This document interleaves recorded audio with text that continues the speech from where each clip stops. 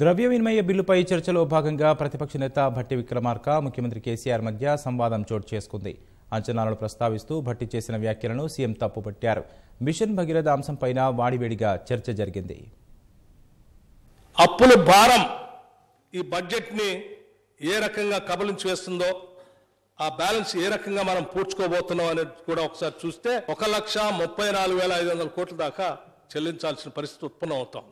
గత 4-5 సంవత్సరాల నుంచి అన్ యావరేజ్ నియరింగ్ అబౌట్ 20% దాకా గ్యాప్ కనిపిస్తూనే ఉంది. ఎస్టిమేటెడ్ బడ్జెట్స్ కి యాక్చువల్స్ కి. మీరు చెప్పేది మాకైతే అర్థమైతే లేదు. బడ్జెట్ మీరు చెప్పేది అప్పుల లెక్కన ఏం లెక్కనండి? అది అత్యంత స్వాభావికంగా న్యాచురల్ గా ప్రతి రాష్ట్రంలో కేంద్రంలో జరిగే ఎస్టిమేట్స్ అవి.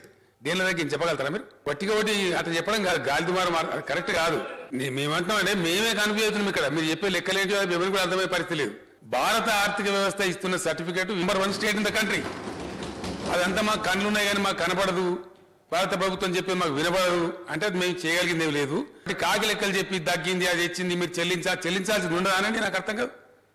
అప్పులలో మీరు ఇంకో పప్పులో కాలేస్తున్నారు. మేము తీసుకున్న అప్పులు ఇంకో 50,000 కోట్లు, అవి మీకు అర్థం కానట్టున్నాయి. అవి కూడా జోడించి చెప్పాలి. మీరు చెప్పే లెక్కలే కాకి లెక్కలు కాదు, గాల్లో కూడా చెప్పట్లేదు. ఇవి మీరిచ్చినటువంటి పుస్తకాలలో నుంచి తీసినటువంటి లెక్కలే. ఒకవేళ మీరు దబాయించి మాట్లాడదాం, గాల్లో చెప్తారు, మీరు ఎట్లా చెప్తారు అని అంటే I'm sorry, I can't help it.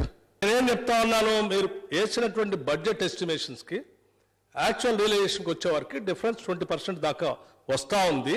ఈ సంవత్సరానికి కూడా అదే దాదాపు ఆ రకంగా వస్తుంది. It is a reality. దానికి సంబంధించినటువంటి అవగాహన మీకు లేకపోతే మేము చేయగలిగింది ఏమి లేదు. అది ఆటోమేటిక్గానే ఉంటుందండి. ఇది నేను తప్ప ఒప్ప అని చెప్పట్లేదు, జరుగుతున్నటువంటి వాస్తవాన్ని మీ దృష్టికి తీసుకొని వస్తా ఉన్నాను.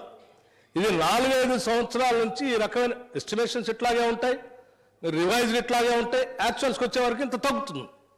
ఇది వాస్తవమే కదా. మా గత 10 సంవత్సరాల లెక్కలు కూడా ఉన్నాయి. మీ గవర్నమెంట్ 10 years ఉన్నారు కదా, ఆ లెక్కలు ఇంతకన్నా ఘోరంగా ఉన్నాయి. ఇంకా ఆ ప్రభుత్వం ఉమ్మడి ప్రభుత్వంలో సరిగా లేదనే కదా ప్రత్యేక రాష్ట్రం తెచ్చుకుంది. ఇంకా దాని గురించి ఎందుకు మాట్లాడుకోవటం? మిషన్ భగీరథకి మీరు అప్పు తీసుకొని వచ్చినటువంటి డబ్బులు ఈ తీగపోయే క్రమంలో మేము బిల్లులు వసూలు చేస్తామని అంటే, మరి నిజంగా బిల్లులు వసూలు చేస్తారనేటువంటి అంశాన్ని మీరు అప్పులు తీసుకొచ్చేటప్పుడే, ఆ కార్పొరేషన్ పెట్టేటప్పుడే ఈ రాష్ట్ర ప్రజలు చెప్పారా? మీరు మిస్లీడ్ చేస్తూ ఉంటే ఇప్పుడు మాత్రం మేము బిల్లులు వసూలు చేస్తామని చెప్పినామండి? మేము చెప్పినామా? ఇప్పుడు మాత్రం చెప్పినామండి మేము బిల్లు వసూలు చేస్తామని? మీరు ఇట్లా గుడగాల్సి మీద చేస్తామంటే ఎట్లా నాకు అర్థం కాదు. అరే మీరు మాట్లాడుతూ ఉంటే మీ ఇష్టం వచ్చినా మేము చూసుకుంటూ కూర్చోవన్నా ఇక్కడ? లేదు మేము ఇంతే మాట్లాడతాం మా ఇష్టమని అంటే మీ ఒకసారి ప్రజలు చూస్తారు కదా. మేము మిషన్ భగీరథ మెయింటెనెన్స్ కోసం దేశంలో ఇది ఒక యూనిక్ స్కీము మేము చేసినాము. మాకు రైట్ ఉంది కేంద్ర ప్రభుత్వం మీద. కాబట్టి 13,600 కోట్ల రూపాయలు దీనికోసం గ్రాంట్గా ఇవ్వండి అని ఫైనాన్స్ కమిషన్ ముక్కుబిండి అడిగినాం మొన్న.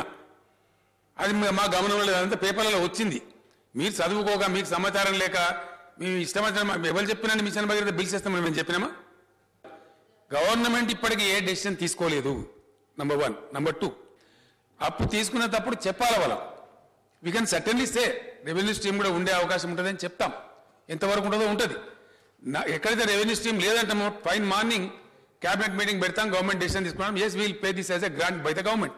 There in the matter. అదే గురుతరమైన తప్పైనట్టు లేదో అన్యాయం జరుగుతున్నట్టు మీరు అంత కలవరపాల్సిన అవసరం లేదండి.